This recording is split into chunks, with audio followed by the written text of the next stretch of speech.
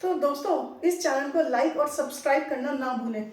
तो आज हम बात करेंगे मॉरिटोरियम की। मॉरिटोरियम क्या होता है, कहाँ किस सेक्टर में काम करते हैं। जनरली ये टर्म बैंकिंग सेक्टर में यूज़ की जाती है, कॉर्पोरेट्स में यूज़ की जाती है।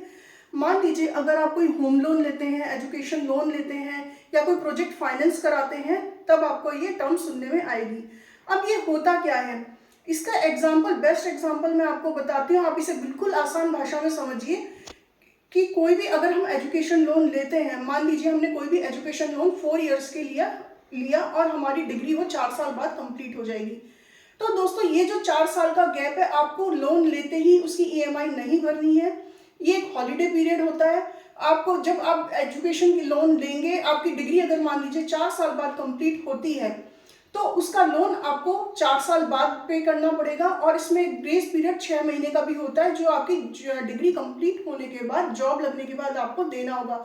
अब ये होता क्या है, तो फ्रेंड्स, ये एक हॉलीडे पीरियड माना जाता है। अब मान लीजिए जो स्टूडेंट ग्रेजुएशन की डिग्री ले रहा है, वो एकदम तो लोन दे नहीं पाएगा क्योंकि उसकी जॉब नहीं होती है उसके पास। तो जॉब के लिए भी डिग्री कंप्लीट होने के बाद भी उसको 4 से 6 महीने का टाइम मिलेगा उसको ये ईएमआई भरने का। अब इसको और अगर हमें डिटेल में समझना हो तो दोस्तों, तो हम इसको ऐसे समझेंगे कि अब इसमें मोरेटोरियम में दो चीजें होती हैं, या एक तो होता है प्रिंसिपल और एक होता है इंटरेस्ट। मान लीजिए आपने 5 लाख रुपीज का लोन लिया है 4 साल के लिए, तो 10% का ब्याज हो गया। अब 5 लाख का 10%, 50,000 रुपीज आपका इंटरेस्ट हो गया पर एनम 1 साल का, और 4 साल का कितना हो गया, 2 लाख रुपए हो गया। तो दोस्तों, अब या तो आप ये चीज कर सकते हैं कि आप इंटरेस्ट पे कर दें 2 लाख रुपए, और या फिर हो सकता है कि आप प्रिंसिपल और इंटरेस्ट दोनों एक साथ पे करें।